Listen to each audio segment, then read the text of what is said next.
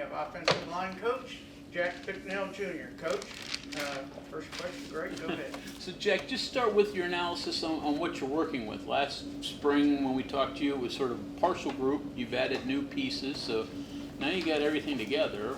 What's it look like? What do you still need to improve upon? Yeah, well, I'm excited about the group. I really am. They have great character. They're really trying. They want to do well. The group that we had in the spring has been taking steps, and now I'm just trying to get as many people as we can, to challenge them, and then to also we're not afraid to play more than 5 people. So I want to get as many people as we can ready to go play in a game. So, but I think they're coming along. Always with the offensive line, you got to fix things, and that's the stage we're in right now. And so, but if we can do that and keep taking steps forward, I think we'll be a good group.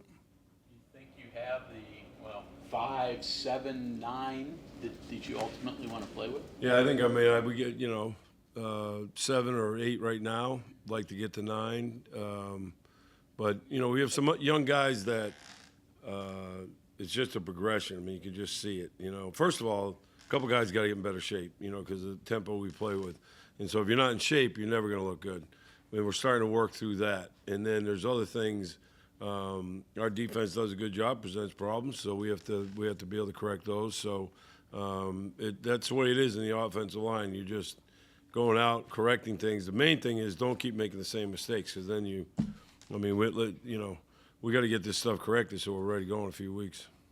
Are you mix and matching positions, or are guys kind of locked in where they're at? Yeah, we always mix and match positions a little bit. I mean, we're going to play centers at guards at center, tackles at guard, just to be able to have the flexibility throughout the year. There's certain guys that they're just a tackle, but the more flexibility you can have, the better. We're doing a little bit of that through practice, certain periods. And because, number one, it provides you depth, but it also may provide you more guys that can actually play in the game.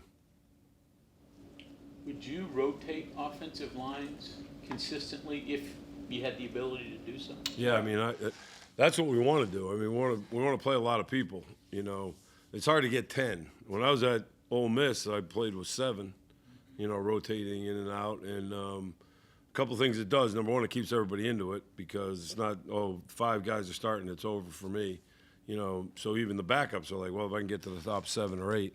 But with the tempo that we play, you see D-lines, substituting back and forth, so why can't we? You get in the fourth quarter, you play a lot of tempo. If you only play 5 guys, they're pretty beat up by the fourth quarter. The main thing is you can't, cost yourself anything when you put those other guys in, and that's what we're trying to build. Like, I have to be able to trust if you go in there, you're not going to mess up a protection or run scheme or something. So, but we're progressing through that, and I think it's coming.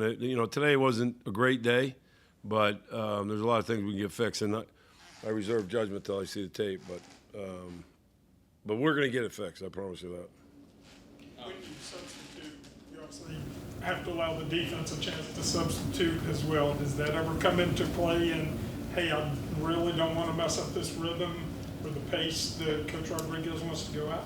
Yeah, when I say substitute, we usually don't do it during the drive, like receivers would, or running backs or somebody like that. Like, it's more, all right, this series, you're going to take this series. Unless a guy gets hurt or something, then, of course, you have to.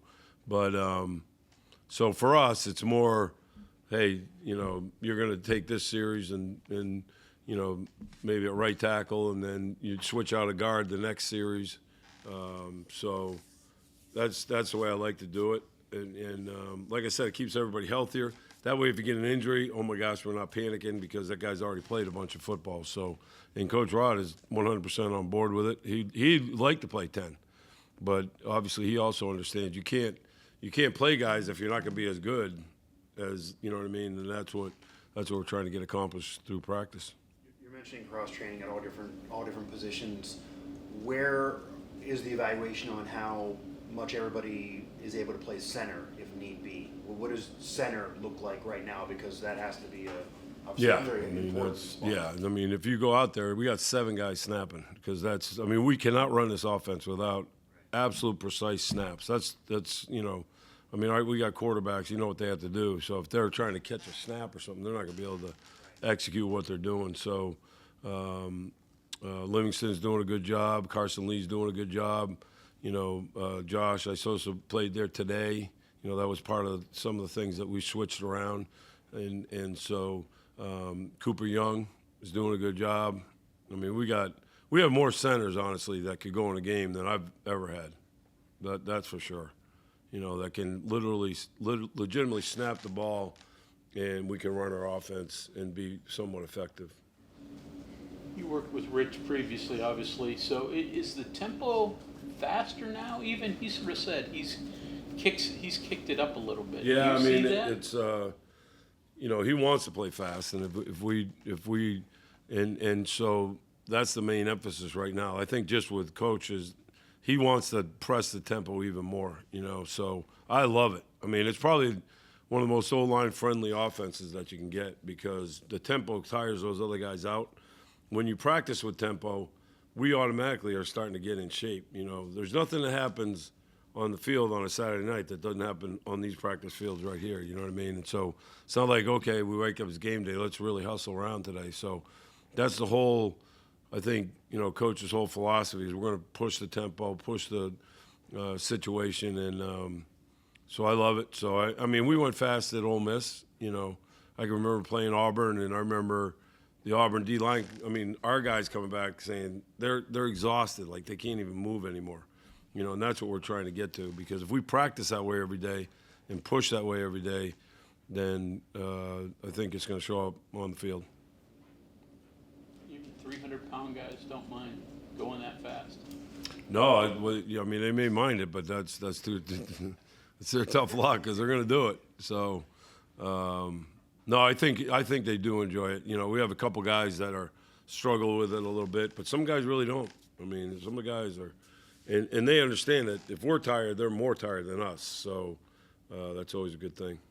You've been doing this for a long time, so obviously you've seen a lot of scenarios. But with what you brought in through the transfer portal, both portal windows, plus what you had coming back, like just that influx of talent, the different SEC guys, the different fifth-year seniors, all these different types of talent, has it changed your approach that you normally do in like evaluating talent or how you go about putting together an offensive line? Not really. I mean, it's all about the practice, and you know, it's a race against time a little bit. You know, so all those new guys we brought in, they've had a West Virginia helmet on for 8 days now. You know what I mean? And 3 of those have been no pads. You know, so it's not like you have all the time in the world, and so that's the most important thing is that, like I said, if we make mistakes, we got to get them corrected. We can't just keep going on and making other mistakes. So, but as far as evaluation, I mean, you know, you are what you put on tape. Like when I was younger, I probably thought I set the depth chart. I don't set the depth chart. They set the depth chart. You know what I mean? You are what you put on tape. If you were all sitting in there, everyone in here would know exactly who should be playing and what the deal is. You know what I mean? So, but it's no, I mean, I think I'm blessed with a great offense that isn't that complicated, really, you know, and that helps. You know, the NFL is kind of like that a little bit in the sense of there's some duplicate offenses out there. 'Cause you might get a guy show up on Tuesday, he's playing Sunday, you know what I mean? So, but that's the main thing. It's just a sense of urgency to get this stuff fixed because that's, you know, you can't jump off sides. You can't leave a 3 technique. You can't, you know, do different things, and because now you're 1st and 15, or you know, and that's hard to recover from that a lot of times. Coach Rodriguez mentioned that in a lot of offensive systems, center would be the second most difficult position to play and learn, just because of all the demands. But that here it might not be just because he asked the center and the line to do a little bit less. Yeah. Are there blocking techniques? Are there certain schemes that aren't a part of this? Is that what lessens the workload a little bit? Well, I mean, I just think I just think this is a very simplistic offense, to be honest with you. But it for us it is. For the defense, it's not, and that's the beauty of it. You know what I mean? But honestly, I mean, it's a situation where as a center, you've got to set some things. So you do have to be, you have to know exactly what's going on. Center always has to be your smarter guy. I did play center, by the way. But he always has to be the smartest guy on the line because he's got to set different things and different protections and things of that nature. So, but I do feel like, I love this offense because it's something where I think you can play fast. We're not up there making all kinds of calls and doing all kinds of different things. The ball's already snapped, so that's what I love about it. But I think we got some real smart centers. I think they're doing a great job, but obviously we need to just press and get better. Rich talked about 2 weeks before kickoff is when he kind of has to transition into teaching everything. Okay, now game prep. If you don't get it now, we got to move on. Yeah. Or where are you in that mindset? When do you start having to transition into we're cross training, we're teaching you this, but I can't belabor this anymore. We got a game to play. Yeah, well, I think, just like Coach said, first of all, you can cross-train all year long. And it's not like it's over for some of those guys. Let's say you got a young guy that's kind of struggling. Well, heck, it's a long year, But as far as, getting ready to play for that first game, we got to set the depth chart. Here it is.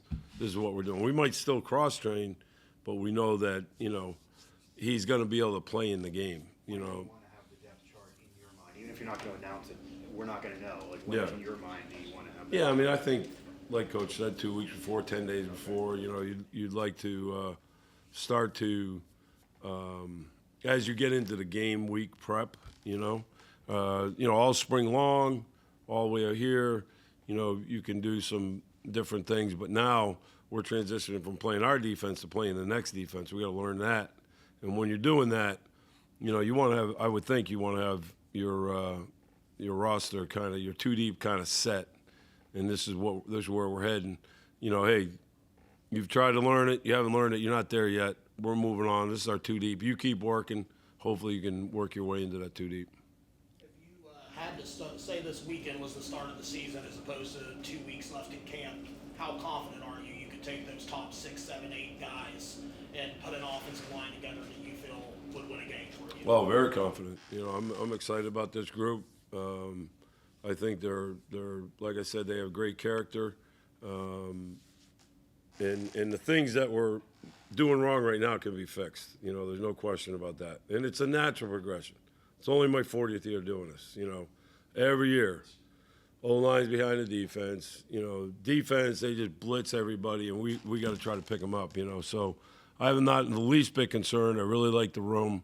I would like to stay healthy, but I think we're going to be just fine.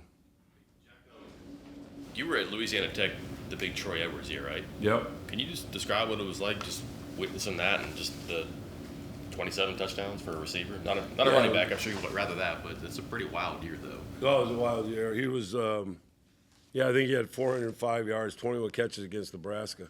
That was a fun game. And we still lost the game, but it was, as a matter of fact, when I was an O-line coach that year, and I became the head coach at the end of that season. So I had the Troy Edwards,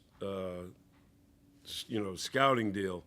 That was a shock. That was amazing. But yeah, he was a great player. I mean, he was a tough kid, and just he was so strong. It was very difficult to bring him down. Kind of was like an offensive innovator. I think a lot of people would say the same about Rich. Not that they're the same at all, but like fundamentally or with their beliefs or their designs. Do you see anything when guys are that good at what they do and they have that belief in it that it might be different, it might be bold, but there's, commitment to it and it's successful? Is there something that feeds into what you've experienced on both poles there? I think what you're saying is you're right. It's a commitment to it, And it's in my opinion, it's always simplistic, and it's always you're going to rep things and get them right, And so coaches, absolutely. I mean, I can remember being a young coach and trying to study West Virginia to see what the heck they were doing. We all know when they were just running up and down the field against everybody. And I can remember the days when I didn't even know what the heck a zone read was or what the heck the quarterback was doing. I can remember trying to figure that out based on their tape. So he's been doing it a long time, and has had a lot of success. So we're going to keep that going. Yeah, he was, absolutely. You know, both offenses were spread. Gary was more of a throw first, run second. Coach was more of a run first, throw second, you know, set up the throw with the run. But, yeah, we're both similar in the sense that, you know, spread people out and take what they give you. In that sense, they were very similar. Have you sent your dad any West Virginia gear? Oh, yeah. Are you Is kidding he me? willing to wear it? Hell yeah, he is. I mean, it's he knows who plays the checks. You know what I mean? And he knows. Yeah, that. And by the way, we've both been fired by Boston College, so that's that kind of we might as well get a new team now. But no, it's saw Coach Nealon out there, man, yesterday. That was, those were the good old days, as they say, and it was. Coach Rod never takes any moment to remind me that we lost 0-5 against West Virginia. So, Thank you very much. okay, thank you very much. Appreciate it.